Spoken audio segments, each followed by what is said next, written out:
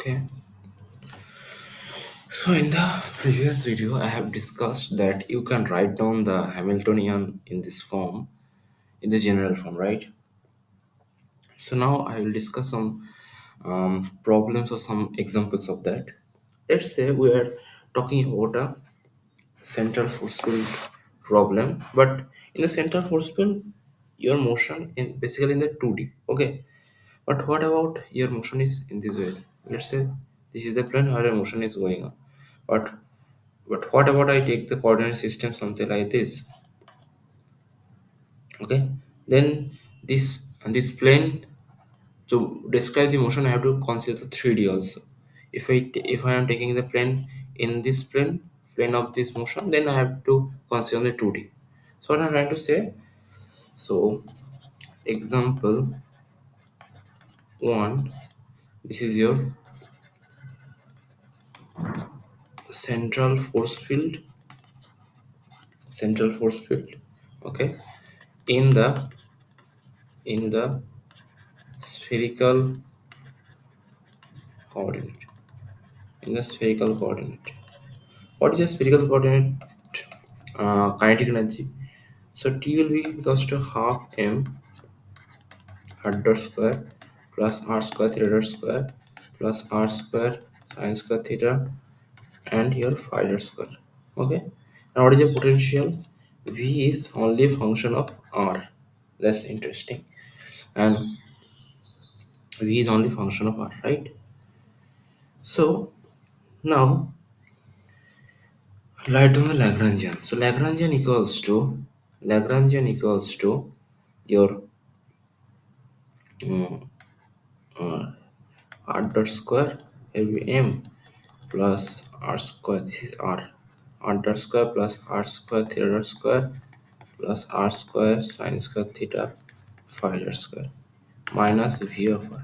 So your Lagrangian is this. Okay, so I've already told you that Lagrangian has a general form, not this general form as L0, which is a function of q and t plus summation over ai function of ai qi dot, okay, plus half times tij qi qj dot.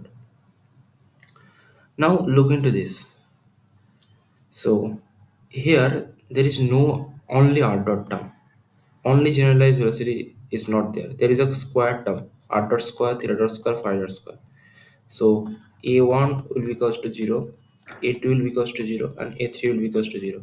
Where q1, q2, q3 is your r theta phi.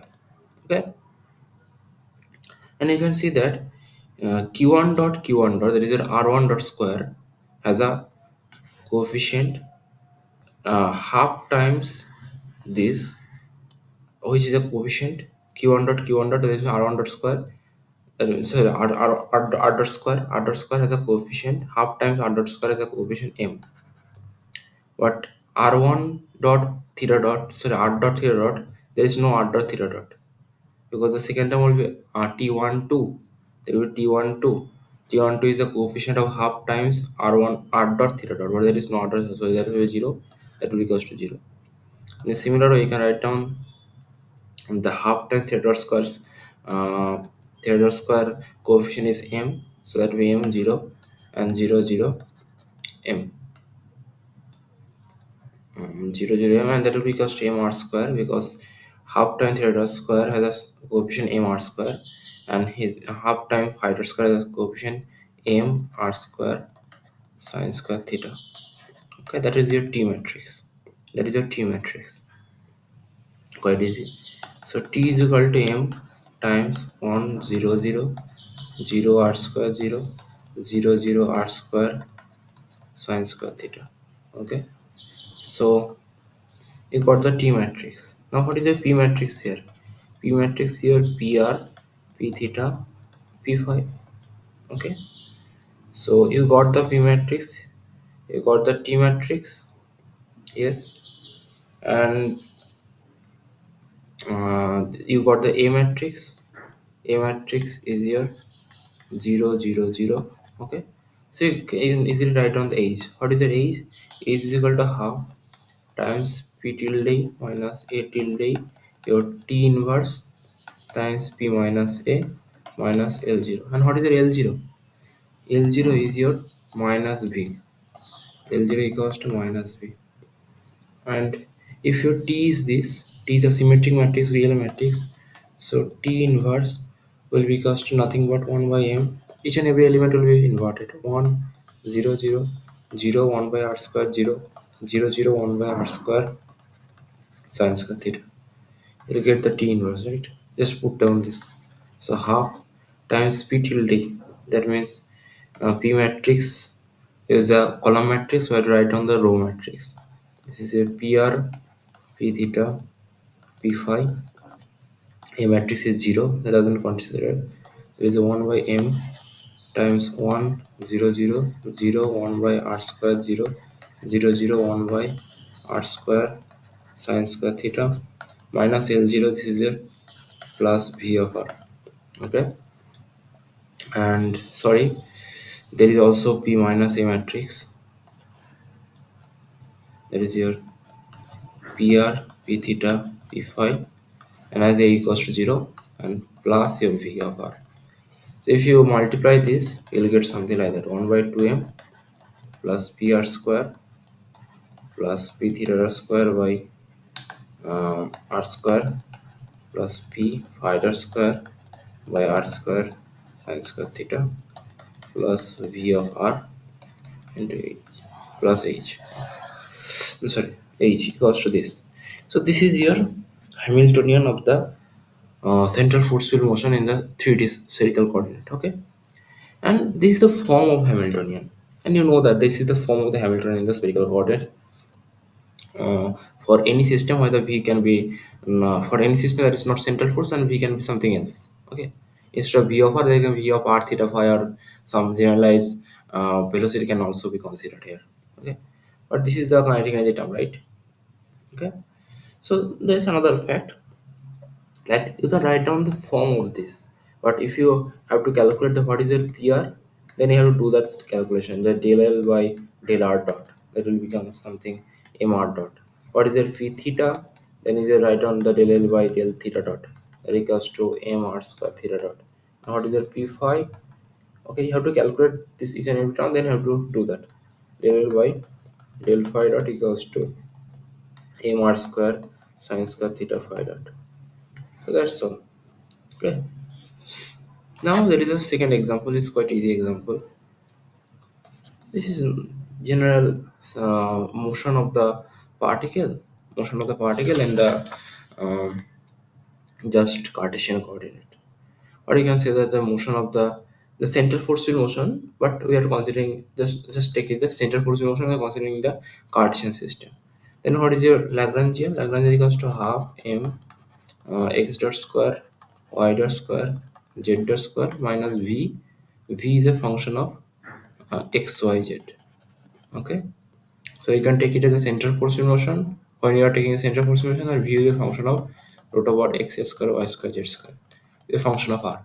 But when you're talking about any kind of system where where potential is dependent on the position only, and this is a kind of conservative system, then you can write down Lagrangian in this form. Okay, so this is the Cartesian system. Okay, so from here you can easily write down the T matrix. T matrix will be what? First term will be the half times x dot square coefficient, that is your m. Second term will be the half times x dot y dot, but there is no x dot y dot, so that is 0. Second term is also 0 because x dot z dot. In the similar way, this part will be 0, this part will be 0, this will be 1, this will be m, this is 0 0 m. This is nothing but m times identity matrix. Okay, so your T inverse will be equals to 1 by m times identity matrix 1 0 0 0 1 0 0 0 1. You got the T inverse matrix. Okay, you have also got the P matrix. Px is equal to px py pz. Okay, you got the P matrix, I got the T inverse matrix. A matrix is again 0 because there is no only single order term of the x dot y dot z dot, there is no thing. Okay, Okay, single power x dot y dot z dot is not there, so A matrix will be 0. So you got the P matrix, A matrix, T inverse and T. And what is your L0? L0 is your minus V again. So you can write down easily what is your Hamiltonian. Hamiltonian is equal to half times P tilde minus A tilde is 0. So P tilde T inverse P minus your L0 is equal to half times Px Py Pz times T inverse equals to 1 by m times 1 0 0 0 1 0 0 0 1, and your P matrix Px Py Pz that will equals to 1 by 2m times Px square Py square Pz square plus V of xyz. Okay, so plus V of xyz plus V of xyz. So that will be equals to your Hamiltonian here. And if you want to calculate what is it Px, then again you have to do the del L by del x dot. That will give you the mx dot. Py equals to del L by del y dot is equal to my dot, and pz is equal to del L by del z dot is equal to mz dot. You'll get this solution here. That's a Hamiltonian, right? That's a Hamiltonian. And now I have to consider the third example. What is my third example? Third example is your charged particle in the electromagnetic field. So third example is your charged particle in the EM field. Charged particle in the EM field. Your Lagrangian equals to half times m times x dot square y dot square z dot square minus q times phi minus a dot v. If you have solved the Lagrangian problem, and from here you can easily calculate the generalized potential is this, and this is your kinetic energy. So L is equal to T minus U. So this is your Lagrangian.